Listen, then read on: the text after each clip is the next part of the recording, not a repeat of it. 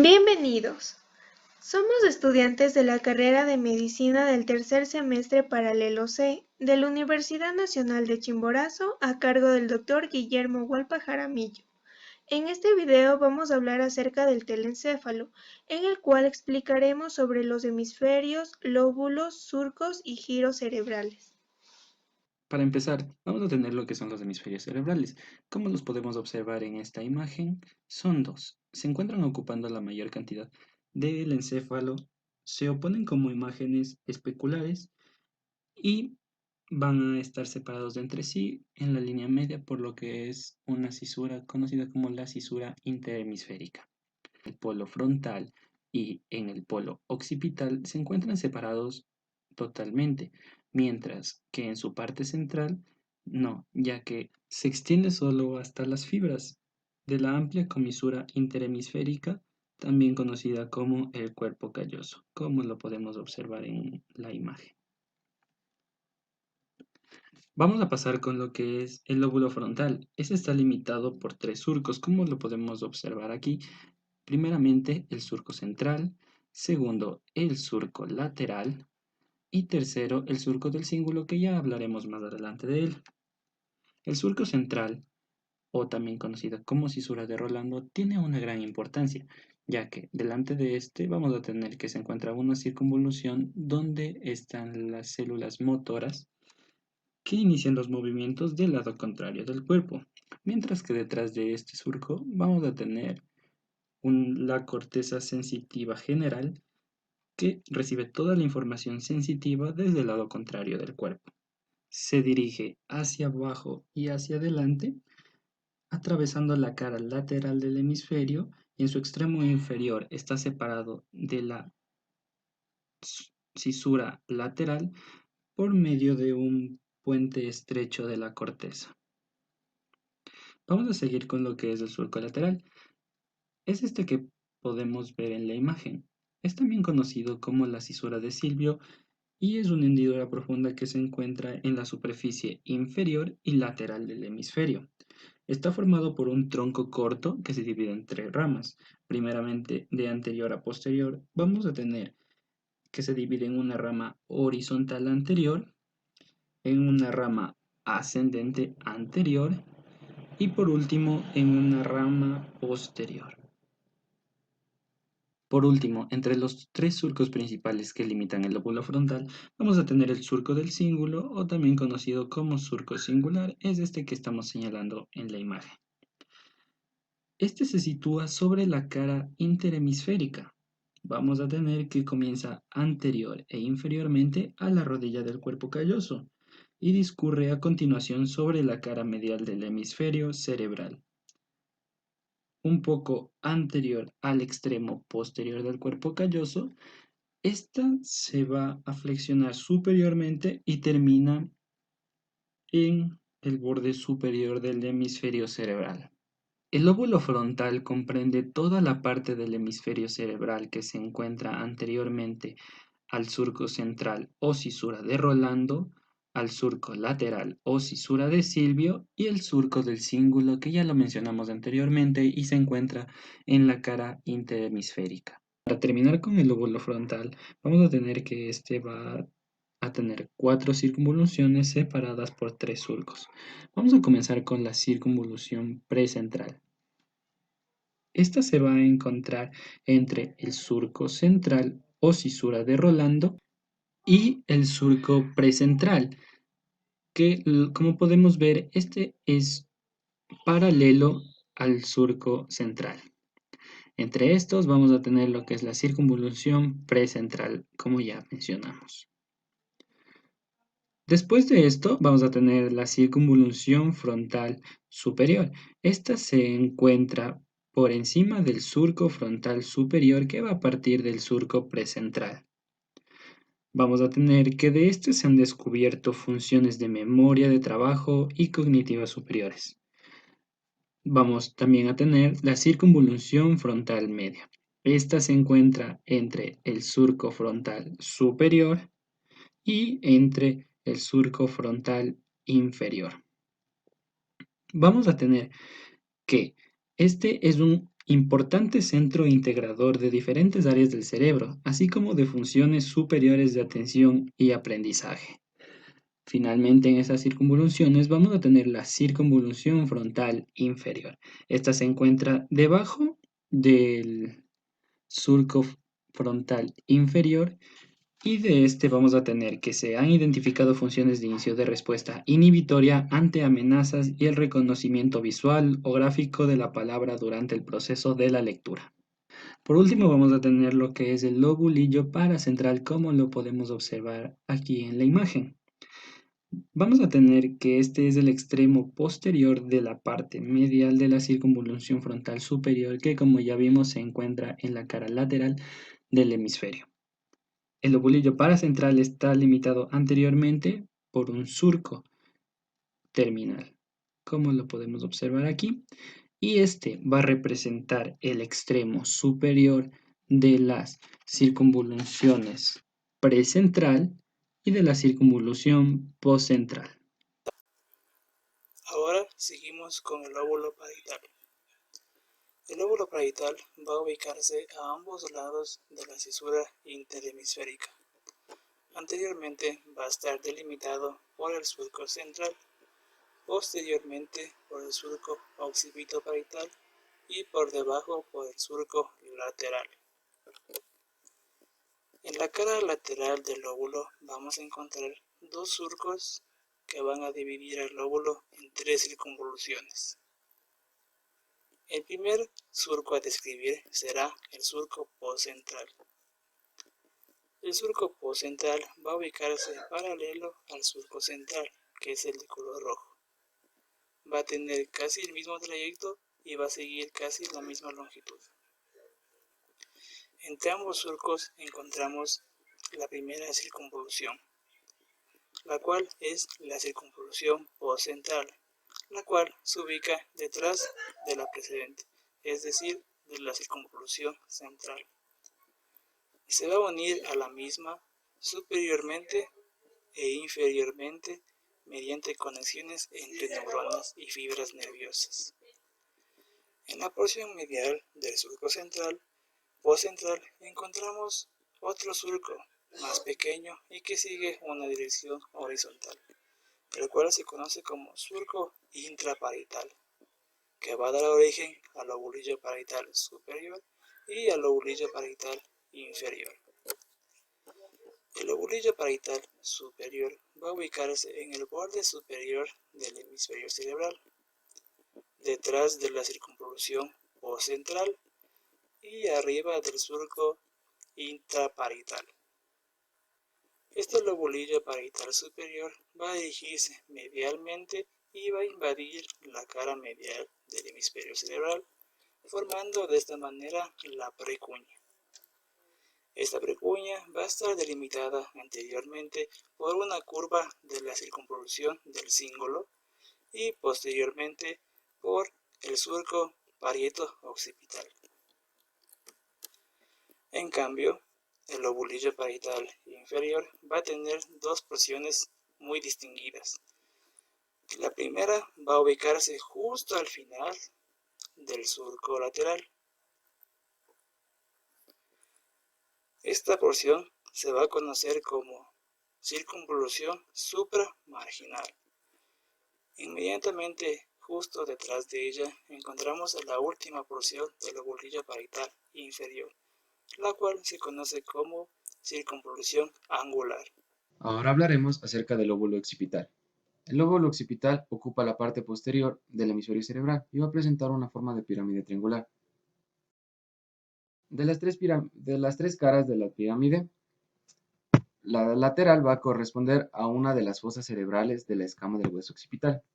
La medial va a estar separada de la cara medial del lóbulo opuesto por la fisura longitudinal del cerebro. Y finalmente la inferior va a reposar sobre la tienda del cerebelo. El lóbulo occipital está limitado anteriormente por el surco parieto-occipital y el surco occipital transverso. No existe ningún límite anterior distinto en la cara inferior del hemisferio. Existen 6 circunvoluciones separadas entre sí por 5 surcos. Los surcos y las circunvoluciones irradian desde el polo occipital hasta la base del lóbulo. Las circunvoluciones occipitales primera, segunda y tercera están escalonadas de superior a inferior en la cara lateral. La primera circunvolución occipital va a continuarse anteriormente con el lobulillo parietal superior. La segunda circunvolución occipital se continúa con la circunvolución angular. Y la tercera circunvolución occipital está unida por medio de dos pliegues de comunicación a las circunvoluciones temporales media e inferior. Las circunvoluciones occipitales cuarta y quinta están situadas en la cara inferior del lóbulo. Se continúa anteriormente con las circunvoluciones occipitotemporales. La que sería la quinta circunvolución occipital constituye la circunvolución lingual. La cuña o sexta circunvolución ocupa toda la cara medial del lóbulo occipital. Esta está limitada anterior y superiormente por el surco parieto-occipital e inferiormente por un profundo surco denominado el surco calcarino. El surco calcarino separa la circunvolución lingual de la cuña. Se extiende horizontalmente desde el polo occipital hasta el extremo posterior de la circunvolución del cíngulo, donde se une al surco parieto-occipital.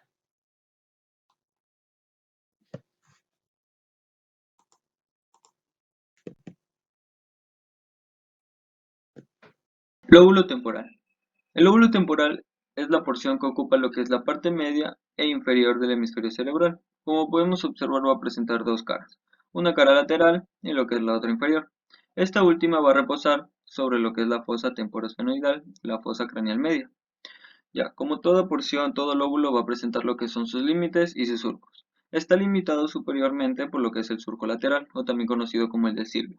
Medialmente va a estar por lo que es el segmento lateral de la fisura transversa del cerebro. Ok, y el lóbulo temporal tan solo está separado del lóbulo occipital por lo que son los vertigios del surco occipital transverso. Ya, este lóbulo temporal va a presentar lo que son sus circunvoluciones o sus giros. Ya, las circunvoluciones temporales van a estar distinguidas por una superior, una media, una inferior y dos temporooccipitales que esas hablaremos después.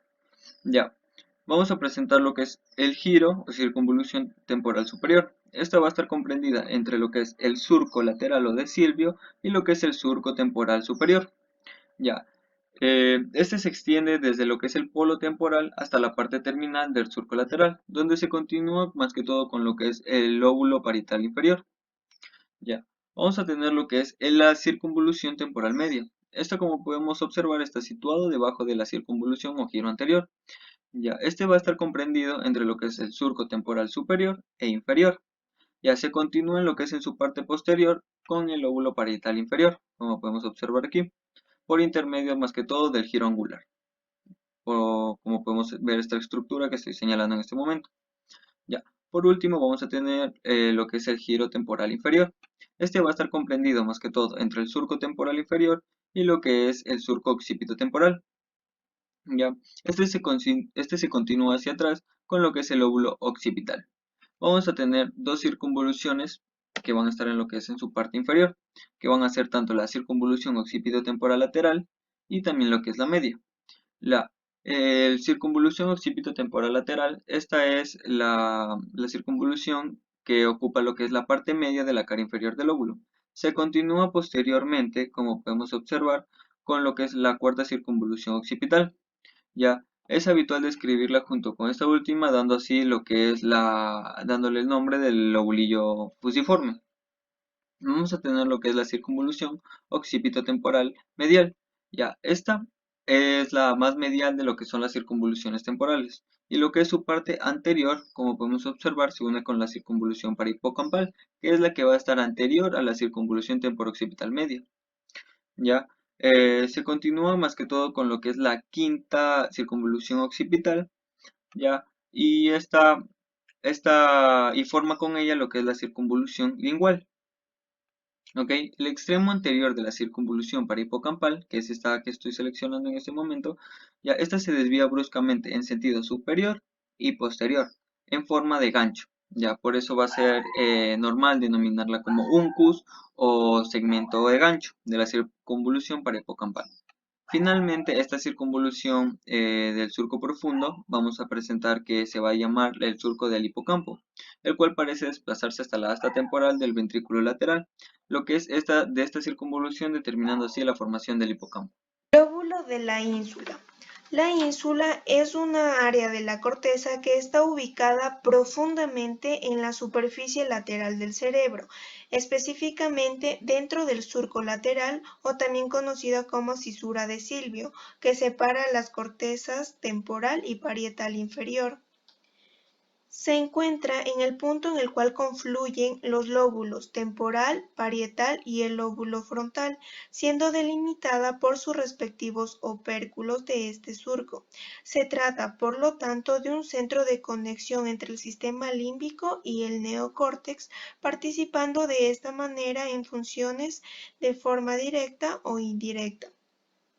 Para poderlo observar de mejor manera es preciso separar los bordes de este surco conocido como opérculos en esta región, en donde el superior va a depender de los lóbulos frontal y parietal, mientras que el opérculo inferior va a depender del lóbulo temporal. En cuanto a la corteza de la ínsula, desde una visión lateral es triangular, siendo más ancha inferiormente y más estrecha superiormente, con una elevación de la parte apical que le confiere una forma piramidal. En sentido lateromedial se encuentra el córtex de la ínsula, la cápsula extrema, la cápsula externa, el putamen y el claustrum. Por otro lado, vamos a tener el vértice de la ínsula, que está separado de la sustancia perforada anterior por un pliegue de la corteza cerebral ligeramente arqueado, en donde anteriormente va a ser cóncavo y se extiende desde el lóbulo frontal hasta el lóbulo temporal. Es conocido también esta estructura como limen de la ínsula. Por otra parte, también tenemos a la corteza, que va a encontrarse rodeada por un surco redondo. Sin embargo, la ínsula no es una estructura redonda. Cabe recalcar que esta, al tener una configuración triangular, delimita por el surco anterior, superior y otro inferior que engloban su corteza, formada por 5 circunvoluciones, que van a ser 3 cortas y 2 largas. Este surco también es llamado circular de la ínsula limitante. Por lo tanto, las circunvoluciones irradian desde el himen de la ínsula con dirección de posterior a superior, presentando un surco más profundo y constante llamado surco central, que divide al lóbulo de la ínsula en una porción anterior y otra posterior. En cuanto a la anterior, va a ser más voluminosa, que soporta 3 giros breves, que va a ser anterior, media y posterior, las cuales van a estar separados por los surcos anterior y precentral. Y en cuanto a la posterior, contiene los giros largos, que va a ser anterior y posterior, y van a estar separados por el surco poscentral insular. En la ínsula anterior, esta estructura presenta mayor vinculación con el sistema límbico, siendo su funcionalidad más orientada a la integración emocional de las experiencias y percepciones como una sensación unitaria y global. En cuanto a la ínsula posterior, se encuentra principalmente más inervada con las neuronas somatosensoriales, que son las que crean un mapa de las sensaciones de posición relacionadas con las distintas partes del cuerpo con la que participan de esta región. Va a vincularse más con el control de las vísceras y órganos internos. También vamos a encontrarnos con la circunvolución límbica. A la altura del esplenio del cuerpo calloso, la circunvolución del cíngulo se une a la circunvolución parahipocampal y se describe con ella.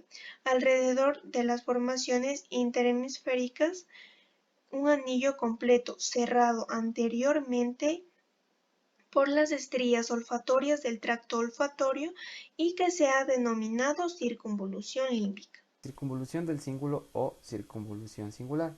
El giro singular es una circunvolución arcuada estrechamente relacionada con la superficie del cuerpo calloso. Se encuentra hacia el borde o limbo de la corteza cerebral. Se origina por debajo de la rodilla del cuerpo calloso, se dirige hacia atrás y contornea el esplenio para continuarse con el giro parahipocampal, situado en la cara inferior, con el cual constituye el lóbulo límbico. Entre el giro del cíngulo y el parahipocampal se encuentra el istmo del giro del cíngulo. La circunvolución del cíngulo está limitada superiormente por los surcos del cíngulo y subparietal e inferiormente por el surco del cuerpo calloso. Este surco y la circunvolución del cíngulo siguen esta comisura en toda su extensión. Se encuentra involucrado en la formación de emociones, procesamiento de datos básicos referidos a la conducta, aprendizaje y memoria. El daño a la circunvolución del cíngulo puede dar lugar a trastornos cognitivos, emocionales y conductuales. El surco del cíngulo o cisura marginal en su extremo anterior comienza por debajo de la rodilla del cuerpo calloso y recorre la cara medial con trayecto paralelo al cuerpo calloso y al borde superior del hemisferio cerebral. Cerca del extremo posterior del cuerpo calloso cambia su dirección para dirigirse hacia el borde superior del hemisferio para terminar en él. El trayecto original del surco del cíngulo es continuado por el surco subparietal, que se dirige hacia el esplenio del cuerpo calloso. Desde una vista medial, conecta los lóbulos frontal y parietal, continuándose con el parahipocampo y otras regiones adyacentes de la corteza temporal. El límite superior corresponde al surco singular, el límite inferior al surco pericalloso. Este lóbulo recorre desde el lóbulo frontal, parietal, occipital hasta el temporal. De anterior a posterior vamos a encontrar las siguientes estructuras. El giro subcalloso, que se encuentra inferior a la rodilla del cuerpo calloso. El giro del cíngulo.